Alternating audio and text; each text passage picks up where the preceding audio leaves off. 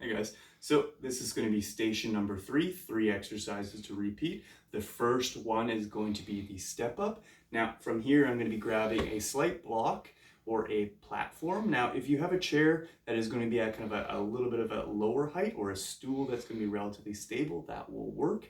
That being said, if you don't have either of those, you can also, if you feel comfortable with it, stack some big textbooks up on their sides, and that will kind of serve as a platform as well too. We're going to go through step ups. This is going to be trying to complete all repetitions one side and then switch over.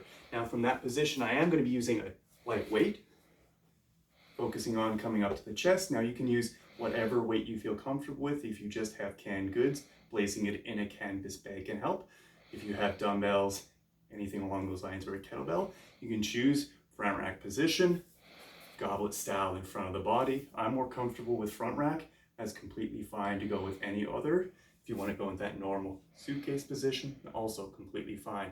Now from this position, I'm going to break at the hip, having my knee tracking directly in line with the toe, but not going too far forward with that trunk fully upright.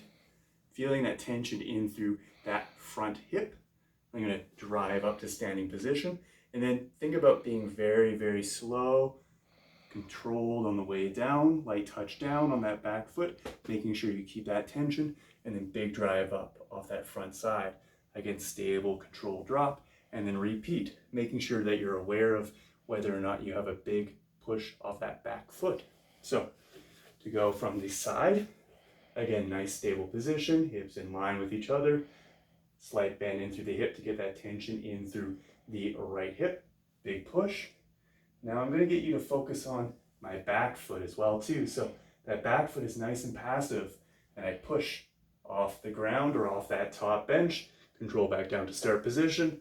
After all repetitions one side, you would then switch exercise after you've completed both sides.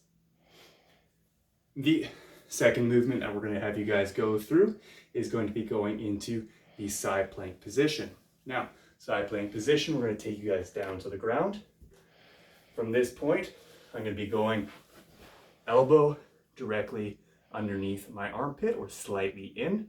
I like to bend at the hips, have my knees stacked directly over top of each other, and have my feet slightly controlled and touching down on the ground.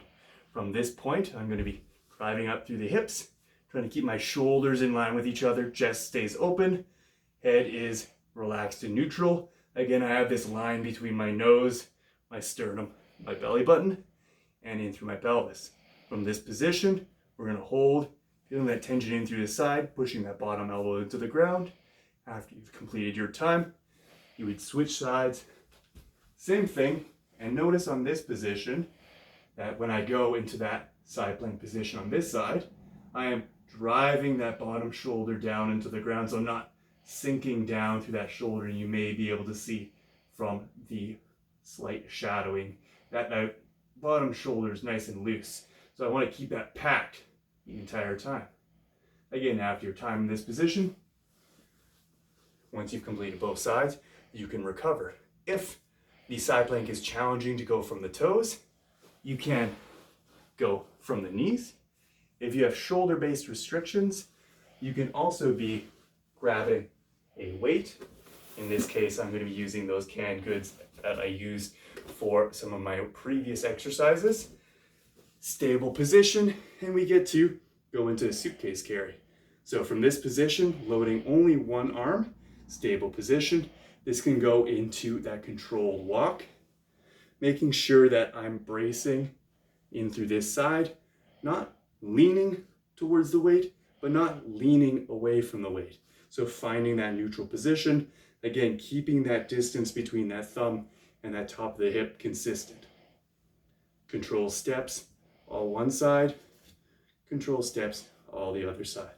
Control pace forward, and then repeat.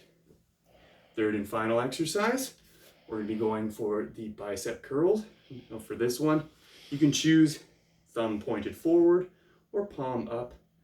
Both are completely fine. I find that for myself, because I have a wrist injury, going neutral position tends to be easier for me.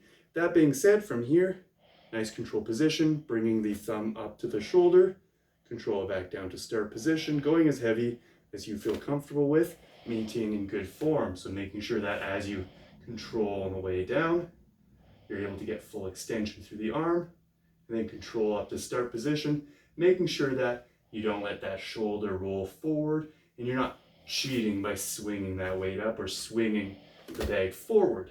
The good news of having some weight in a bag is if you start to swing, it'll start to swing back and you'll immediately know that you're going a little bit too quick.